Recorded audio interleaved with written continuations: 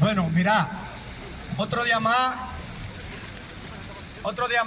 lunes más, nos encontramos aquí para hablar de las pensiones. Nosotros teníamos previsto,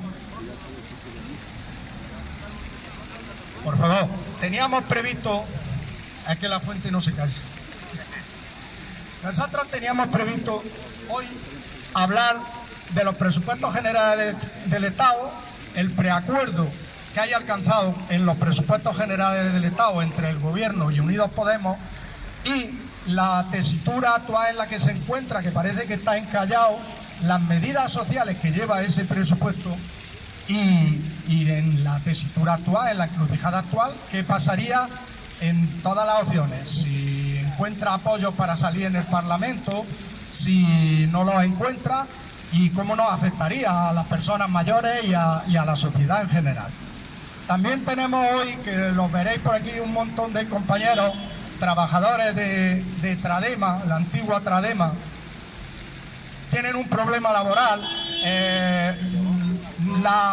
los medios de comunicación no le dan tampoco mucho traslado a su problema laboral. Ellos saben de los actos que celebrábamos aquí los lunes, son trabajadores, serán futuros pensionistas, están interesados como todo el mundo en la mejora de las pensiones, y toda la sociedad de Linares estamos interesados en que vaya bien su trabajo y en que ellos tengan unas condiciones dignas. Entonces nos van a exponer, cuando terminemos de hablar nosotros lo que queríamos, nos van a exponer sus problemas para que toda la ciudadanía de Linares los conozca y, en fin, los escucharemos. Ahora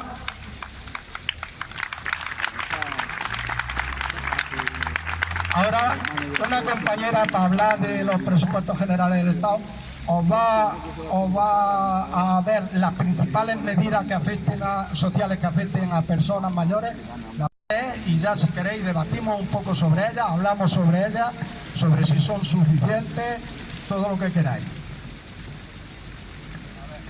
La compañera Tony. Vale. Buenos días a todos, gracias por estar aquí. Gracias a las personas que se están uniendo y pidiéndonos ayuda también para que lo atendamos. Subida del salario mínimo interprofesional del 22% respecto al actual, elevándolo a 900 euros al mes. Recuperación del subsidio para parados de larga duración de mayores de 52 años. Subida de las pensiones mínimas y no contributivas del 3%. Y las demás del IPC real, con revisión en caso de desviación.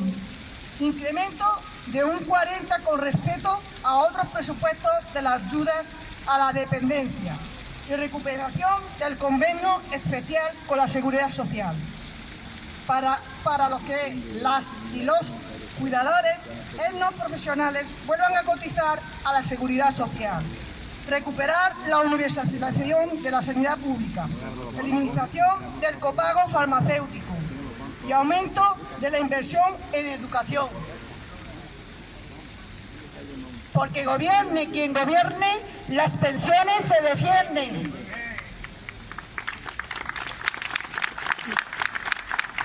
Bueno, ahora tenemos por ahí el micro inalámbrico, que el compañero José se lo va a dar a quien lo pida, y si queréis hablar, si queréis, situamos cómo se encuentra.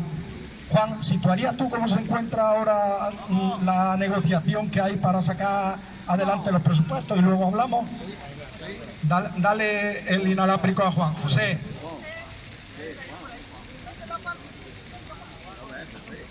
Sí. Bueno, yo supongo que a través de los medios de comunicación todos sabemos más o menos cuál es la situación. Es decir, si recordamos en el verano se estuvo hablando mucho del Pacto de Toledo. La Comisión del Pacto de Toledo estuvo discutiendo, estuvo negociando sobre todo sobre la recomendación segunda, que era la de vincular el IPC a las pensiones y el incremento del IPC que se vinculara a las pensiones. Pero inmediatamente empezó a surgir en los medios de comunicación la información sobre aquellas reuniones que estaban teniendo el propio gobierno con Unidos Podemos para tratar de llegar a un acuerdo o un preacuerdo de presupuesto. Desde entonces para acá, yo creo que cuando hemos leído ese preacuerdo, es un preacuerdo bastante interesante, habría que empezar a defenderlo todo el mundo porque tiene medidas sociales que se habían ido perdiendo durante los años de la crisis. Durante los años del gobierno anterior se habían ido perdiendo una serie de derechos que en ese preacuerdo pues se pueden empezar a recuperar. Pero ¿cuál es la situación? Como digo, todos lo conocemos, todos vemos la televisión, escuchamos la radio, leemos los periódicos y sabemos que eso está en el alero, eso está en el tejado. El problema es que quizás se carga demasiado la mano de que eso se puede romper porque los nacionalistas catalanes, sobre todo, no apoyan los presupuestos, pero eso es solamente una parte de la verdad. Habría otros partidos, un partido mayoritario como el PP, incluso Ciudadanos, que precisamente por las medidas sociales que se contemplan en ese acuerdo, evidentemente también tendría que hacer un gesto de diálogo, de sentarse, de negociación con el gobierno y conseguir muchos más votos. Es decir, no podemos pensar solamente que muchas veces los medios de comunicación, con el tema de Cataluña como está, pues centran el foco, ponen el foco fundamentalmente en la gente de Esquerra, por ejemplo, ¿no? En la gente de Esquerra y del PDeCAT, pero que cuando el gobierno ha estado hablando, es verdad que también han hecho una referencia, aunque ya hay un preacuerdo con Unidos Podemos, también sería interesante que se sentaran otros partidos que tienen bastantes diputados, de tal manera que ese acuerdo se pudiera ampliar y conseguir que todas esas medidas sociales pues puedan afectarnos, no solamente a los españoles, no solamente a toda la gente que vivimos en la península. En el tema de catalanes, lo mismo, es decir, cuando se abre parece que se hace una distinción entre los catalanes y no catalanes. No, esto es para todo el mundo. Si se toman esas medidas en los presupuestos, le afectará a todo el mundo. Entonces tenemos que estar un poco atentos y apoyar siempre, apoyar cualquier medida, cualquier tipo de diálogo que pueda ampliar la negociación con todos los partidos que hay en el Parlamento. Entonces ahora mismo ya sabemos que se habla incluso de que si no se consiguen los presupuestos, pues hay dos opciones, ¿no?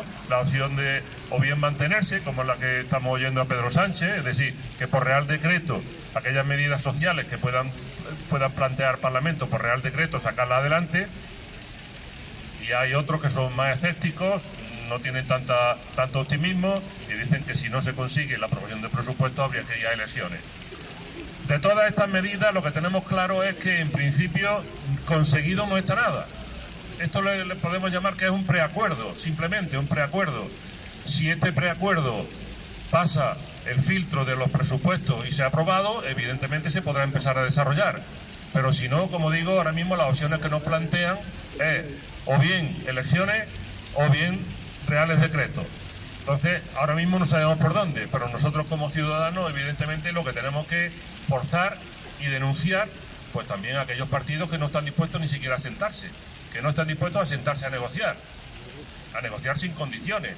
Hay una propuesta, esa propuesta probablemente con la participación de otros partidos puede ser mejorable, pero eso es importante, porque resulta que después de una crisis de más de 10 años podemos llegar a la situación de que se nos ha hecho concebir una ilusión importante porque parece que hay un acuerdo que puede repercutir en la mayoría de la ciudadanía y efectivamente sin apoyo, ¿no? Ese es el problema que tenemos. Entonces, sobre ese tipo de historias, lo que queríamos el otro día en la plataforma era pues anunciar medidas concretas, es decir, ¿qué nos podemos perder si no se apoyan los presupuestos? De eso es de lo que queríamos nosotros hablar hoy. ¿Qué podemos perder? Sabemos que las medidas así más significativas son las del salario mínimo, de los 900 euros, lo del IPC con las pensiones, pero hay muchas más medidas. Ese acuerdo contempla muchas más medidas y eso es lo que queríamos hoy hablar aquí, para que seamos conscientes de que si no se llegan a aprobar los presupuestos, las posibilidades de conseguir mejoras para la mayoría de la ciudadanía pues se quedan en el aire. Muy bien. ¿Alguien que quiera pedir la palabra, hablar sobre algo de los presupuestos? ¿Algo que le sugiera a los presupuestos? Sí. Sí. Dale allí. Antonio.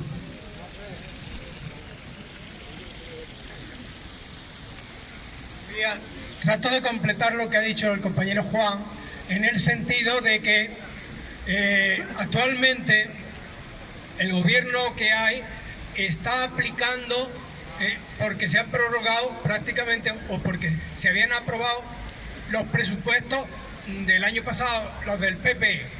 Si en la situación en que estamos a final de año puede ocurrir exactamente lo que ha dicho Juan, pero lo más probable que mientras sí, mientras no, se prorroguen los actuales presupuestos, y ya llevan condicionados porque son unos presupuestos con una partida limitada, y será muy difícil que si no se sigue el preacuerdo podamos recuperar y podamos llegar a un mínimo nivel de lo que se ha dicho. Así que decíamos la semana pasada que el proceso de discusión de los presupuestos es la ley más importante a lo largo del año.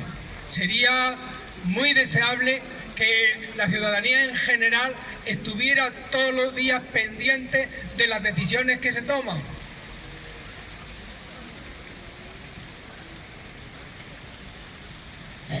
¿Algo más? ¿Alguien más? Bueno, si queréis.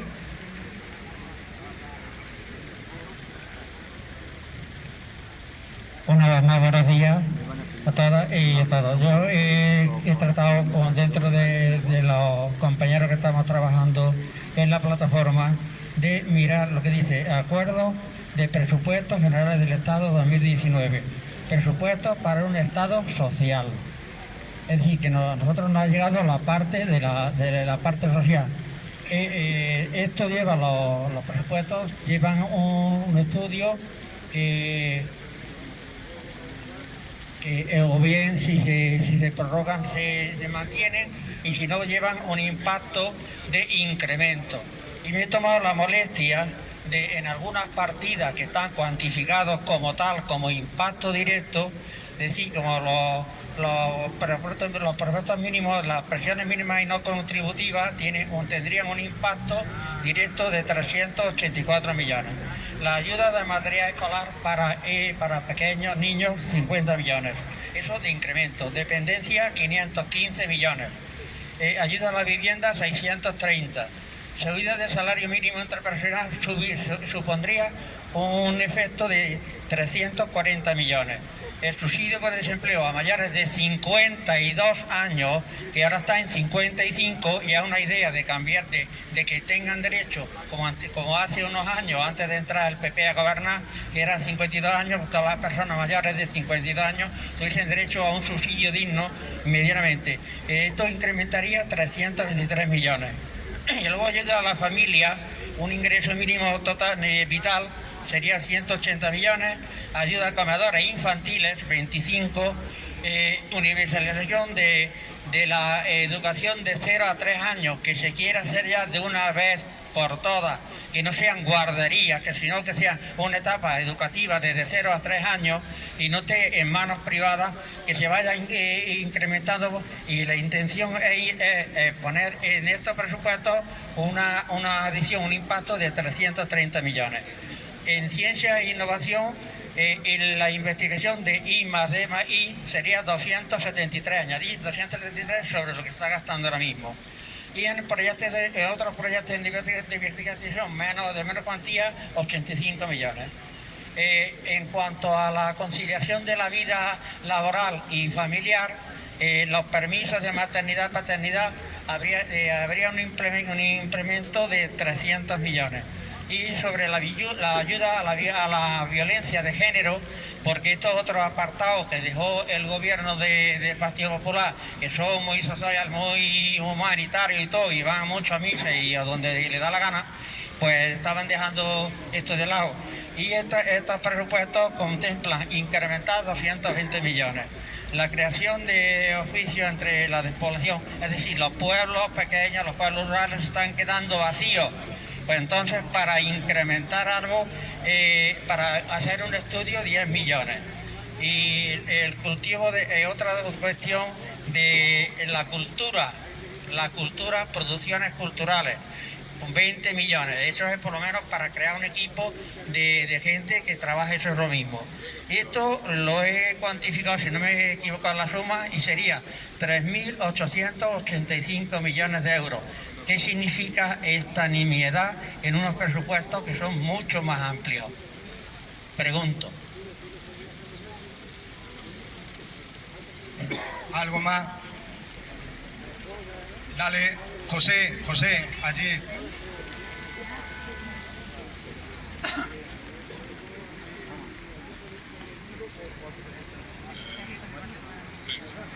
Buenos días a todos. Yo quiero decir que, bueno, el tema de los presupuestos... Al favor, ponlo así, es como ahí. Gracias.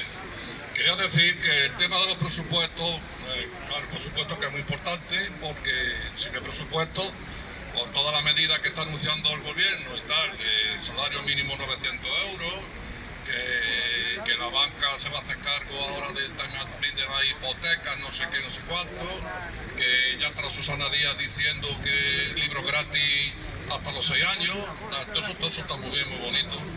Estamos a las puertas de unas elecciones, estamos ya escamentados y lo estoy viendo venir. Yo no sé si, me imagino que el resto de los que estamos aquí presentes se estarán dando cuenta, ¿no? Que ya estamos hartos de propaganda electoral ante unas elecciones, de medidas muy bonitas, de todo lo que están diciendo, pero luego una vez que se han hecho las elecciones, una vez que salen, o los que salgan, ¿sabes? ¿Qué quedará de todo eso? Es verdad que el salario mínimo por fin se va a contemplar 900 euros, que está todavía por debajo de los 1.000. Luego, todo esto que están diciendo de 1.000 euristas, mentira. Están por debajo de los 1.000 euros, no son 1.000 euristas, son 900 euristas en tu caso. Eso para empezar. Que no nos engañen, que nos están vendiendo la moto otra vez. Que es muy bonito decir, libros gratis, la banca ahora se va a hacer cargo del impuesto de la hipoteca, que el salario mínimo, que Pedro Sánchez por un lado, la Susana Díaz por otro, están haciendo su trabajo, claro, así que es lo suyo. Cuando sean las elecciones, a ver qué queda todo esto, que no nos vendan las motos. Y otra cosa, no sé, por lo menos a mí me ha ocurrido, no sé si de los presentes que hay aquí le ha pasado lo que me ha pasado a mí. Llevan 2 meses, a mí me han subido 10 euros la cotización a la Seguridad Social. Me están descontando 10 euros más todos los meses. Y eso no son recuperables, porque yo estoy cobrando lo mismo que de los meses atrás. O sea, a mí no me han subido, digamos, la paga, pero sí me han subido la cotización. Por lo tanto, llevo yo ya 2 meses perdiendo 10 euros. Si nos suben 5 o 6 euros, porque nos subieron un poquito por el atraso, porque acá que he estado 5 años con nuestra pensión congelada, subiendo en un 0,25, la época roigiana, por llamarlo de alguna manera. Ahora es muy bonito, sí que los socialistas han entrado en el poder, sin elecciones, por supuesto, que están pendientes, no han hecho ahí una maniobra de recuperación, nos pagaron, nos tienen unos pequeños atrasos y tal, pero ya nos están quitando, o sea que lo que te dan por un lado, luego nos lo quitan por otro. Tened eso en cuenta. A mí por lo pronto ya llevan 2 meses quitándome 10 euros. Algunos más, y otros serán menos, seguro. Y dieron más de cotización, claro, la seguridad social. Pero eso lo he perdido. Porque no me han subido esos 10 euros luego de mi paga, mi neto, no. Me los quitan, pero luego no son recuperables. No sé si alguno de ustedes le habrá ocurrido lo mismo. Y que no nos vendan la moto, ojito, que siempre que hay las puertas a unas elecciones, nos ponen todo muy bonito y luego ¿en qué se queda? Nada más que eso.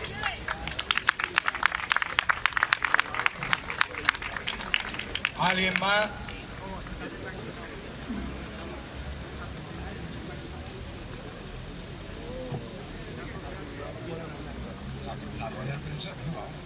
Bueno, yo voy a decir un pelín la postura de COEPE. COEPE es la coordinadora estatal de todas las plataformas de pensionistas de España.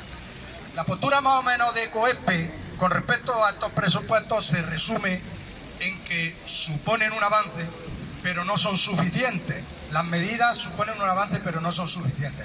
Luego vendría la segunda parte, la que tú dices, pero eso más bien depende de nosotros, de la ciudadanía, que somos tontos y tenemos que dejar de ser tontos y tenemos que estar más vigilantes con lo que prometen y no cumplen. Eso depende de todos nosotros, ¿eh? Por lo menos esa ya es mi opinión. Tenemos que estar vigilantes del que promete y no cumple. Bueno, la postura de COESPE con respecto a algunas de estas medidas se resume como he dicho. Y por ejemplo, en el salario mínimo. En el salario mínimo resulta que España es el tercer país más grande en desigualdad de la Unión Europea, después de Rumanía y Bulgaria. Entonces, era necesario elevar el salario mínimo.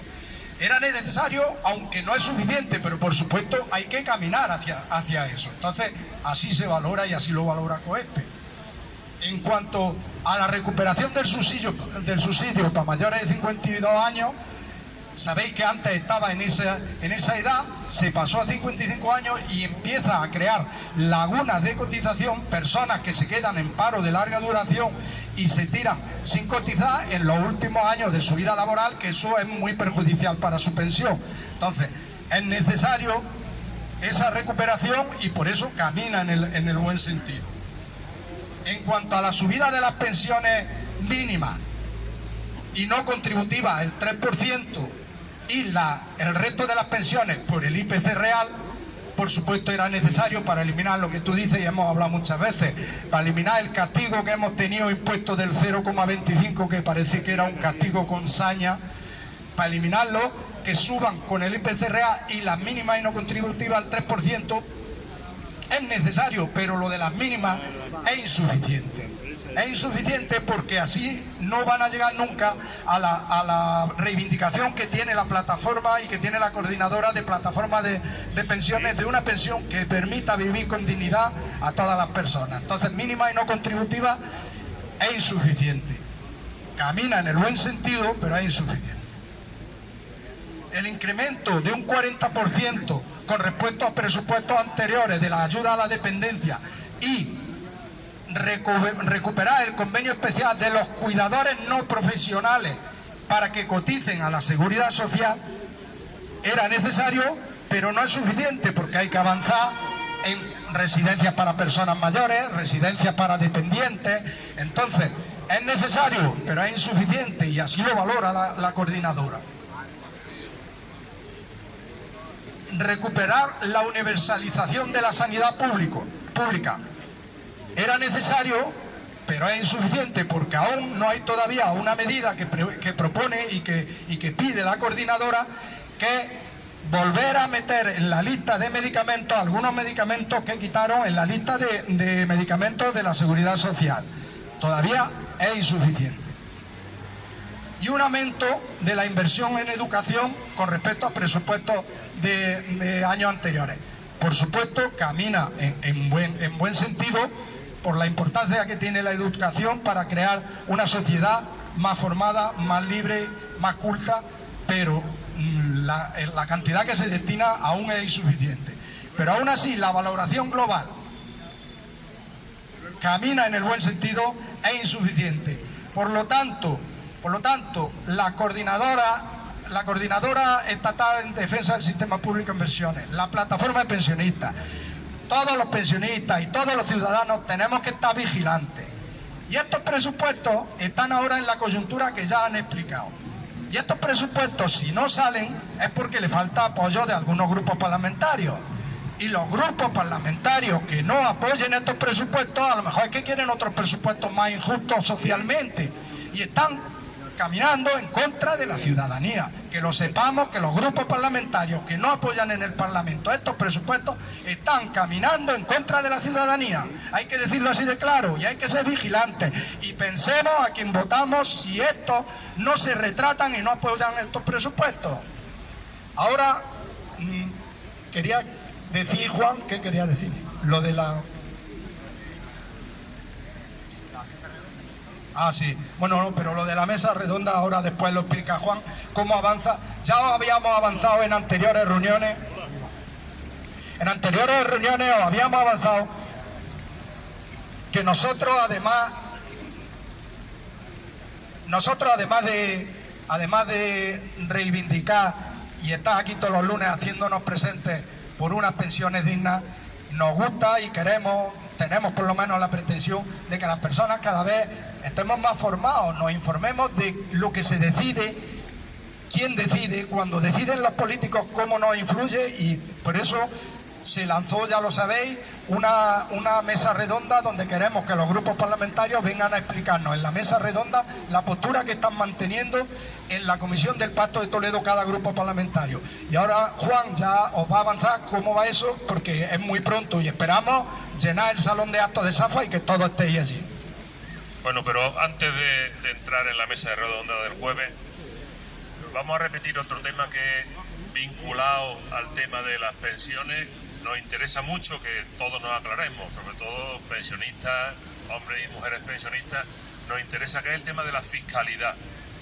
El tema de la fiscalidad muchas veces lo dejamos un poco de lado. El tema de la fiscalidad se referencia a cómo el Estado tiene que conseguir dinero para mantener después todos los servicios públicos. Cuando decimos, no, es que las pensiones, y sobre todo las pensiones contributivas, tienen que ser a partir de las cotizaciones de los trabajadores que están en activo y de las empresas que están en activo. Además de eso, nosotros ya hemos dicho muchas veces, lo manifestamos continuamente, que es importante también que cuando las cotizaciones no lleguen a mantener... ¿No se oye?